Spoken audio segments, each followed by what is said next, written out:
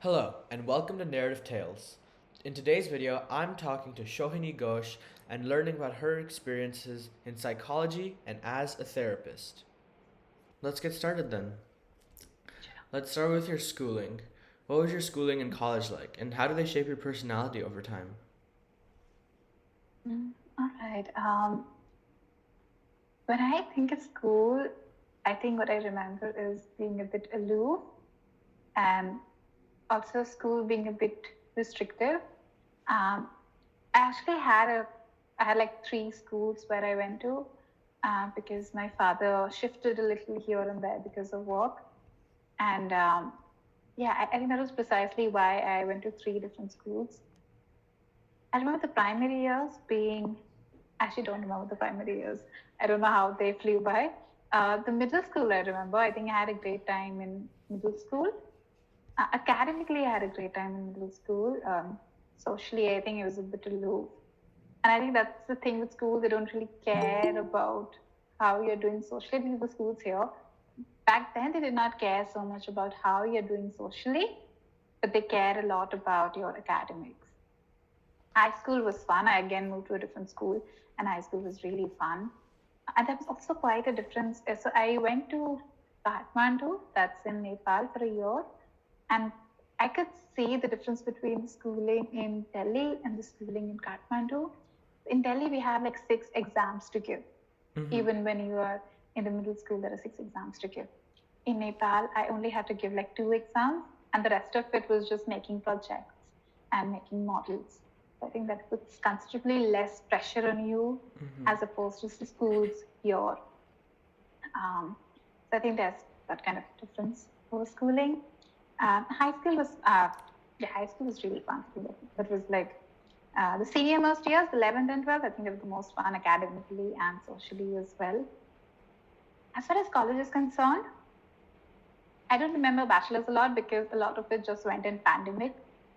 But master's is what I clearly remember when I actually went to college. I had a good time. College was definitely a lot more liberal, a lot more open as opposed to school, which had a more restrictive environment. College was fun in terms of you had your own thoughts. Professors felt like friends, if not friends, but at least some people were more willing to, share. Like, were more willing to listen to your ideas. You could share your ideas with them. Yeah, Yeah, like a greater sense of authority and freedom over time. yes, definitely. So, as you moved through school, what inspired you to go into psychology? I think a lot of this definitely has to do with my teacher who taught psychology. I think I started loving the subject by association because she was a wonderful teacher and she spoke of psychology very highly. And she presented it in a manner that this is a subject which not just talks about research and experiment, but also has a lot to do with you as a person. And she made the topics very personal and how you can use it in your own life. So let's say if there's a chapter on learning, you're not just learning the theories, but she would make it very personal to you. That, okay, how do you think you can learn better for the exams? And I think the kind of personalized touch to it kind of made me really like psychology. Um, in fact, I did not go into psychology thinking that I'd make a career out of it. I remember in bachelor's telling my parents that I'm taking up psychology, but I may shift to some other subject in the future in master's. I think I went into it just thinking that this is a fun subject and I'll have a good. It's a fun subject, a lot of experiments, a lot of theories, Yeah. a lot of introspection, and that's why I went to it. And really fun experiments, which sometimes also make you question the ethics behind it and whether it should have been done in the first place. So I think I just went to it because I had a good time studying it at school. I'm wondering now, what's one psychology experiment you did that you were wondering if it was really moral or ethical to do? That's a good question. Um, I think my experiments were pretty basic. I think the experiments that we did in school were pretty basic ones like personality and learning. I'm just thinking of any experiment that was ever made me question the ethics of it. Mm. Yeah, I don't really think that we did any, experiment that had like a moral, um, dilemma to it. Probably Mm-hmm. because by the time I was doing experiments, we had to ensure that they passed the ethical commission. Yeah, So like yeah. every college had like a body of ethical commission, and they would pass your experiments. Mm-hmm. What about experiments you've seen? Oh, I think there was one experiment particularly that was a deception. And it was basically something along the lines of you have to give shock, you have to administer shock on somebody else. And so you are on one side and the other person is on the other panel. You don't see them, but you have to administer shocks. People were deceived in the sense they weren't told that you're actually not administering any shocks. Right, yeah. That person is not getting any shocks. And I think that was something that moved me as well, because you walk out of that experiment thinking that you have administered that. They did debrief them later, but I think it would still keep like have a lingering feeling of guilt or responsibility. I remember seeing that experiment, yeah. Yeah. So I'm wondering as well now, how do you make sure experiments stay ethical? I think CAS is definitely having like a good supervisor, a good ethical body that can, ensure that your experiment is ethical. Other thing is like the basic ones is informed consent. So personally, I like to let the other person know that this is what you're getting into. And professionally as well, it's good to let the other person know that this is what you're getting into. And the other thing is debrief. So even if I'm administering a personality test, which is a very simple, basic one, I like to debrief the person post the test. I mean, it's not personality test is not an experiment, but even something as basic as, let's say, a personality test. After that, I like to debrief someone. Or let's say we did something in intelligence. So an idea would be to debrief them. Or let's say there's an experiment in learning where I have to learn like a list of words, and you have to again, repeat it from memory to see how well you have learned. Mm-hmm. A very simple, basic experiment, but I still like to debrief them, because when they do not do well on the test, sometimes they may have these lingering feelings of, did I do well? Is there something wrong with my memory or learning? So I usually, in my debriefing, I like to add some theories. Let's say if they haven't done well, I would tell them that, okay, this is normal. It's okay, like memory chart goes this way. It's very normal for you to not do well in the first trial. I think that keeps the experiment or the process ethical. And another thing is, if I do have results at the end of it, let's say if I administer a test and I get scores, and if the participant wants it, I would be open to sharing that with them. So they also feel like they're getting something out of it. So I think informed consent, voluntary participation, sharing the results if they want, and debriefing. I think debriefing especially, but I think these are some things that ensures that the experiment or the process is a bit more ethical. Mm-hmm. Yeah, and maybe even promising to keep them anonymous in cases. Yes, definitely. Definitely. So moving back to Yeah. your school, what subjects did you study for psychology? So back in school, we actually had different streams that we had to choose in 11th grade, and they were predetermined subjects. So we had to take 5 subjects, out of which I think 3 were predetermined. For me, it was English, political science, and history, and then I chose psychology and economics. So my subjects did not revolve around psychology, but psychology was just one of the subjects among the 5. Okay, yeah. And how would you describe your overall college experience? I think the bachelor's, so college here is divided in bachelor's and master's. So bachelor's is 3 years and then master's is 2 years.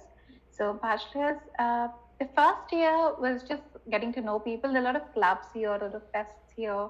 So I think it was nice to, join the clubs, meet people from all kinds of life. And I think with school, the thing is you meet people of your similar kind from your own locality. With college, there were people flying in from different parts of the country, people from different walks of life. So I had a really diverse crowd in my college. So I think that was how the first year went. The other 2 years went completely in the pandemic. And I think it really affected the college because we weren't so much into studies. The exams were online, and I really don't know how those 2 years flew by. I remember sleeping during most of my lectures. So that's how the 2 years went by. Masters is where I had a really good time, I think. And Mm-hmm. again, going back to how there is a sense of authority, like a sense of more independence Mm-hmm. in college. And I think another thing with college is that it was quite interdisciplinary in nature. So while I had psychology, I would also have other subjects like gender studies or tribes or critical thinking. It sort of added to psychology because the sister subjects, although Yeah, yeah. sociology never views psychology as a sister subject, but we see sociology as a sister subject. It was lovely to have that integrated as well. I think when I got out of college, I did not feel like I'm just walking out with a degree. I felt like I'm also walking out with the ability to think. I mean, I don't want to sound pretentious, but I think that's how college shaped me. Yeah, yeah. So, I'm wondering, what's the best way to learn about other people? I think curiosity. I think that is one thing that really drives you. I think curiosity, active listening. I think these are two wonderful ways to know other person. Because when you're curious, I feel the questions just flow. You don't Mm-hmm. need to think too hard. And curiosity comes when you're actively listening to them. And I think it works both ways. I think when you're curious, you would be actively listening. And when you're actively listening, it would pique your curiosity. I think when working with other people as well, when I have to build rapport, I think the first thing is a lot of curiosity and asking them questions. Having said that, in day to day life, I don't think just asking questions can help you get to know a person because self disclosure begets self disclosure. So I feel in pockets, you can also disclose yourself so that they feel comfortable to disclose about themselves as well. Mm-hmm. Yeah. So building on that, how do you build trust in people, and what's a good way to form new bonds? But definitely, there are some individual differences when it comes to how to build trust, as in what may work for me may not work out for somebody else. But I think at the heart of it, for what I've seen and for what works for me, I think it's consistency. I think the pace might look different for everyone, but I think at the heart of it, consistency is something that builds trust in people. In fact, I think children build trust in their caregiver when they're consistent, when they're predictable. Mm-hmm. I think predictability is something that we love as human beings. When there's controlled, predictable environments, I think that really helps to build trust. Yeah, like patterns and being able to recognize those patterns. Yes, definitely. Yeah. So, what jobs have you had in the past, or what have you worked in after college? After college, I worked as a therapist for children for a very brief while. I think it was 2 months. And after that, I worked with adults for like 10 months. And currently, I'm working again with back to children, working as a school counselor. Okay, let's move on to some more fun questions. What's a myth about therapists you want to bust? What are some myths? Okay, I think the first would be that we can read minds. A lot of people would come and they say, "Oh, can you tell me what I'm thinking?" And no, I cannot tell what you're thinking. So I think that would be the first thing. We don't read minds. In fact, we don't have the. I don't think anybody has the ability to read minds. We may get an insight. Again, I think we may, after like a number of sessions and looking at your patterns, we may be able to tell that, okay, is this a thought that's coming up to you? Because it generally comes. But again, not right off the bat, I cannot tell what somebody else is thinking. Yeah, like reading I think people? that would be, yes, like reading people. So that I think, and a second major one is, can you give us advice? I think a lot of people think the therapists are just people who give advice, but I I don't know any therapist who gives advice. In fact, the first question is, what do you think you should do? People think that, we will be the one telling them what to do. But if let's say somebody comes and says that, oh, I failed my exam, what should I do? My first question is, okay, what do you think you should do in this case? So the idea is that you have all the answers, but I'm just going to nudge you towards that direction because I know as much of life as you do.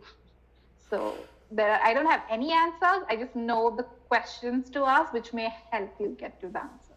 I I think never these knew are the two that. That's main. interesting. So, you've worked with adults and children. What do you think the biggest difference between them is? I think with adults, there is. a lot more barrier and restraint and a lot of unlearning to do because their patterns are a lot more rigid. And with children, it's easier in terms of there aren't as many unconscious barriers. With kids, there are still barriers, but not in terms of defense mechanisms. Mm-hmm. As I'm talking about primary kids at least, because that's the crowd that I work with, the kids up to like 10 years. They would have defense mechanisms, of course, but they're still in the developing stage. But I think with adults, you already have defense mechanisms in place. They're very solid. And getting through them, I have found that a bit more challenging as opposed to working with kids. And another thing is, I think with adults, they're very quick to what's the solution? Can we quickly get to the solution for this? Like, I don't want to feel sadness. Let me just get to the solution. As far as kids are concerned, they just want to share their issues with someone. Even when, let's say, they had a friendship breakup, they would come to me that, okay, I'm not friends with her anymore and I feel sad. Just listening to her, just having her draw her feelings out would make her feel relieved. An adult comes and they say, I've had a breakup. And if I say, sit with your feelings, let's try to process what's happening, they'll be like, no, I'm uncomfortable. Just tell me how do I stop crying at night. I think that's a major difference between adults and kids. Mm-hmm. Yeah. I've also heard that one of the biggest challenges with working with kids are the parents and what parents think of your work with the kids. Definitely. That's actually a big one. I think with adults, they come to therapy on their own. A lot of them don't even tell their parents or caregivers. With kids, it's usually the parents pushing them to therapy. What they don't understand is that my client is still the child, and my needs are going to be still be to meet the child's need or where the child is. So when adults come to therapy, I they don't hold my work accountable, or there are no other goals that are clashing. But with kids, what happens is the kid has a different goal. Let's say the kid's goal is to process the sadness because they had a friendship breakup, like friends are not there anymore. The adult's goal might be she is not performing well in studies. What they don't understand is not she's not performing well in studies because she recently lost a friend. So there is a clash between the goals. One's goal is to make sure that she performs well academically, whereas the other's goal is to process the sadness. And I, as a therapist, then I'm supposed to help the child with the social aspect of it, but the parent doesn't understand that. Mm-hmm. So the parent would be, like the parent keep pressurizing you to make sure that she scores well, while not realizing that that is a secondary goal. You can get to that. And another problem is because they work with such young kids is usually play therapy. The child goes back home and they said, I drew today, or I played with puppets today. And the parents call me and they're like, why are you not taking the sessions? Why are you not making the kids sit down and just tell them to study? I'm like, no, I cannot do that. Everyone is already asking the child to study. They don't understand the process of play therapy. They don't understand how is drawing and coloring going to help their child. Again, there's a lot of explaining the parent that it is going to take a couple of sessions. It is going to involve a lot of playing and a lot of coloring. And we are not going to get to the goals that you want me to. We'll get to the goals later, not right now. Could you describe that process to me, play therapy? Yes. So the idea with adult is that you can talk to them, and just talking is going to help them process their feelings. The thing with kids is that they don't yet have the linguistic, linguistic ability to express their feelings, like the vocabulary or even the process of it. They don't know yet how to express their feelings. Mm-hmm. And it's too uncomfortable for them to bring up. So what we usually do in play therapy, we let the child lead the session. So a play therapy room is going to have colors. It'll have a lot of toys. It'll have a lot of storybooks, videos if they want to watch. And we let the child choose what they want.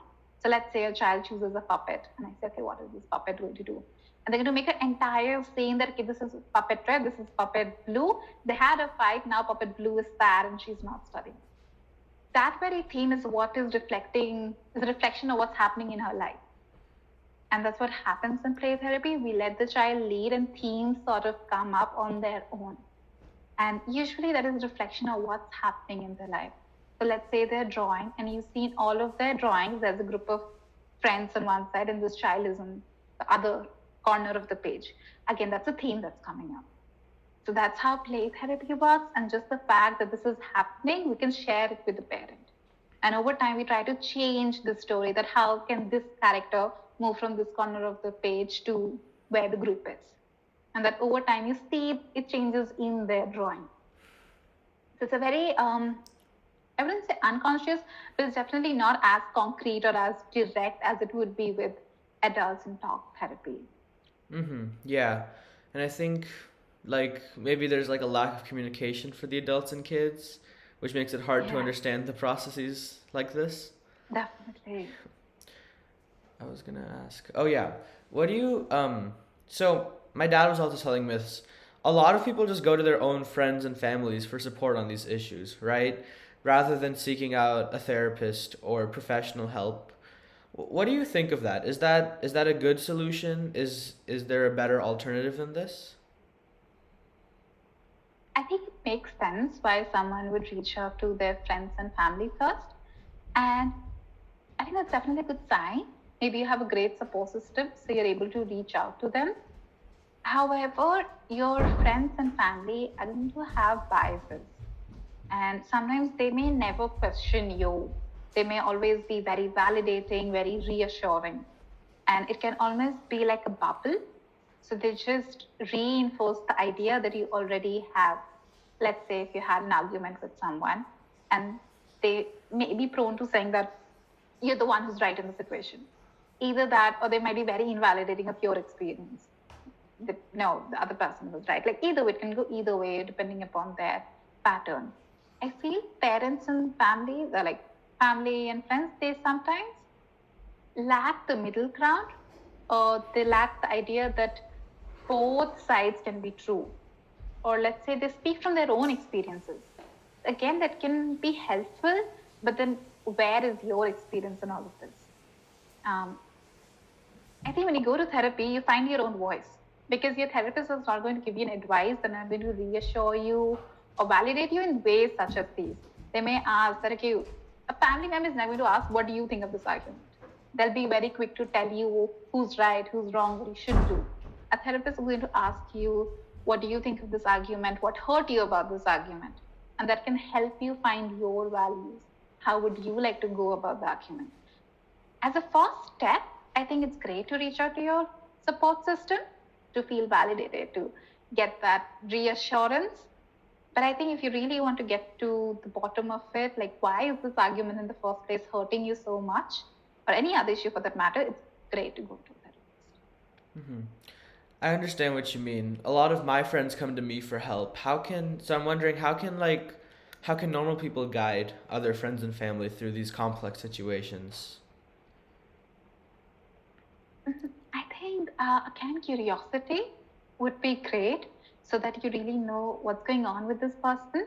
Even before you offer any advice, just being curious, like, hey, what happened? How did you feel about that? What were you thinking? To help the other person process what they're feeling. And I think after that, just being there, validating their concern. Because again, when they've come to you in that moment, challenging them or offering them a different advice may backfire. So it's great to validate them, to be just there with them, be consistent, check in on them maybe a few days later, just check in how are they still doing about it. And I think that works. I don't think they necessarily need to give advice to someone what they should do, because I also feel most people know what they want to do.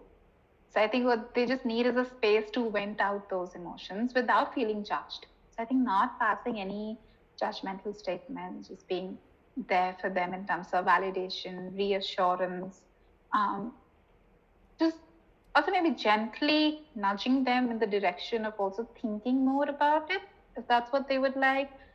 But yeah, I mean, again, that'll depend on the situation. What's the situation then? Yeah, yeah. What does validating look like? Because I mean, I've had I've had friends who've dealt with direct arguments and they may come to me asking to be on their side or to hate the other person. How do you play a middle ground in that? I think that's such a, it's a very tricky spot to be in. when someone is like very directly asking you to take sides. Uh, I think in most friendships, if you can take a side, I think most people will end up taking sides. But let's say if you cannot, I think what I like is you can always validate the feeling and not the behavior. So I understand you're very angry right now and you would like me to hate this person. And that's, you're just validating that part. But okay, they're angry, they hate the other person, but you don't have to validate the fact that they want you to cut off all the ties. Mm-hmm. Again, maybe not in the moment, maybe they might not be in that space to listen to you. Maybe at some point later, you could always bring it up with them. But I think the key here would be to validate the feeling and not the behavior. I may agree with how you're feeling and you're entitled to how you're feeling, but all behavior is never justified. Some behaviors are justified, some behaviors are never justified. So again, not validating the behavior perhaps. Yeah, yeah. Okay, let's move on to a different subject, which I think has come in a lot of my interviews. How will AI affect this field of therapy specifically? Because I know that lots of people turn to AI chatbots for therapy when they're not willing to talk to someone else about it. But I also know there's a lot of downsides to that. Definitely. I think I've seen this in my own practice, again with adults especially. They're very quick to move to AI. And I've seen how detrimental that can be because when they come to therapy, they expect the same from me as a therapist. And the thing with ChatGPT is that or ChatGPT or any other AI for that matter, I think it keeps again you in a bubble because I think it's trained in a manner that it's going to be pleasing. It always validates you, reassures you, it almost mollycoddles you without ever challenging your beliefs, without ever nudging you to think in a different direction.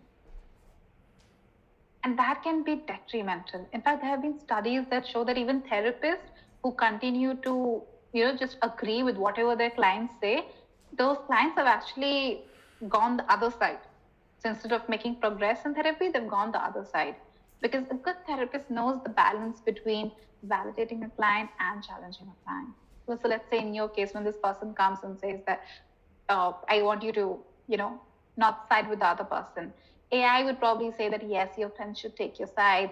And that's what's going to tell you how good the friends are. A therapist might ask, okay, what do you think makes you, say that your friends need to also cut ties? Where is this need coming from? What happens if your friends don't cut ties? And that's what is making the person think a little more in a different direction. Mm-hmm. And I think AI does not do that. Or let's say it does challenge. In that case, it might be ill-timed. Maybe you're not ready to be challenged at the time because we cannot challenge our clients anytime. There has to be rapport. I have to build rapport. I have to gauge, are they ready for this kind of challenging right now? Or if I have to share an insight, I need to ensure that my client is ready, emotionally ready to take that insight. AI may not be, a chat bot may not, gauge how ready you are emotionally, and it may offer you an insight that, unlock something in you very heavy, very uncomfortable that you're not ready for. I think one is that. Secondly, something that comes up a lot is people come in to sessions, they're like, what's the solution? Because AI is so quick to give you solutions. You tell them I'm sad, and they'll tell you like 10 things to do. They'll tell you journal, go out with your friends, or whatever. That's not what happens in therapy. The idea is that I will not take away your sadness. The idea here in therapy is that you should feel sadness and you should be okay with it. You should have the tolerance to feel uncomfortable emotions. But with chatbots or anything else, they're very quick to give you solutions. And in fact, I had a client and she came after like months and I asked, where were you all these months? And she said, oh, I was using ChatGPT as a therapist and it was giving me solutions. I was like, okay, that's quite interesting. So people are doing that in real time. And another thing I think is, I don't know how secure the data is because a lot of what you're sharing has to be confidential. Again, like building trust, which we talked about earlier, and sharing all of these key information about yourself. I don't know where that data is going. I'm not very well versed with technology, but it does make me wonder if it's confidential. What if it gets leaked? So there is also that thing over there. Yeah, yeah. I remember seeing a study where it said that people prefer the AI's response rather than the therapist's response. Yes. And it was on a YouTube video. So when you go to the comments, you could also see why. The comments were explaining why. It's because maybe the AI isn't as helpful, right? The real question is how helpful is the AI?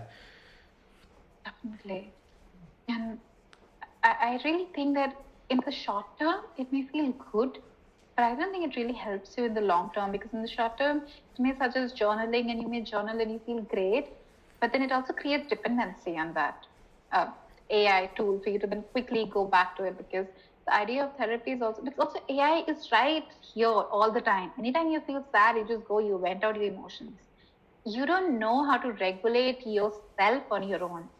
And that's where a therapist steps in, because therapy sessions are spaced out. Again, predictable, consistent sessions that are spaced out. So in the gap between this session and that session, if something comes up for you, you know you have to regulate yourself. You can practice the skill to regulate yourself. And one more thing actually this brings to mind is that how a lot of uh, the trauma or mental health issues that come up are very relational in nature. The idea is that if you have, let's say, I'll take the most pop culture example here, let's say you have something with attachment to do. It the issue came up as a result of your attachment with someone. So also the way to, let's say, heal or not heal, but at least manage that would be through a relationship with, again, with someone secure, consistent, such as a therapist. Mm-hmm. So something that is quite widely known now is that the vehicle to change in the therapeutic space is the therapeutic relationship. It does not matter what modality you use. It's been found that the therapeutic relationship is the key factor in bringing about change, something that AI can never replace. Mm-hmm. So that, Yeah. So I'm wondering, I know like on a surface level what therapy is supposed to be, but I'm wondering on a deeper level, as a therapist, are there times where you may have to in a sense manipulate your tone or the way you're saying things to best get a message across? mm, I think yes, definitely. I think let's say if I have to say that, let's say someone's dating someone and I clearly think that that's not the person for them. If it's a friend, I'll be like, what are you doing with him? Why are you with him? Like, he's such a red flag, like quite blunt. If it's my client and let's say we haven't had a lot of rapport, I would say that, what do you think about this person? Or like here, or sometimes when I have to be more direct, I would say, I was wondering, like keeping it more open ended, keeping it a little more like, I'm also curious. I'll say something, this is my go to. I'm just curious. That these are some openings we use as therapists to soften the message. But let's say if it's a client that I've built a lot of rapport, I might be more direct and I'll say, okay, we have seen that pattern before and it hasn't worked out for you. What do you think here? It's a bit more direct. But yes, we do, I think a lot of therapists, we do change our tone a little to make it a bit more softer. Mm-hmm. Mm-hmm. Uh, yeah, I think that's everything I have to ask you. Is there anything you would like to ask me? Yeah, I'm just really curious about these interviews. What, made you want to start with these interviews and what's the goal here? How's that? I think these interviews are the best way I can learn about these different professions. Right. And I can obviously ask my dad for help with this, but he doesn't know everything, and I don't expect him to know everything. So he and I work together. I can learn about all these different professions like therapy and psychology, for example. Hmm. That makes sense. So it's like a personal project that you just want to know about different careers? Mm-hmm. Yeah, yeah. Right. What are you? I have no idea about you. So like, what are you doing? Like, Um, I think I'm definitely on the STEM side, participating mhm. in like robotics clubs, science competitions, things like All that. right.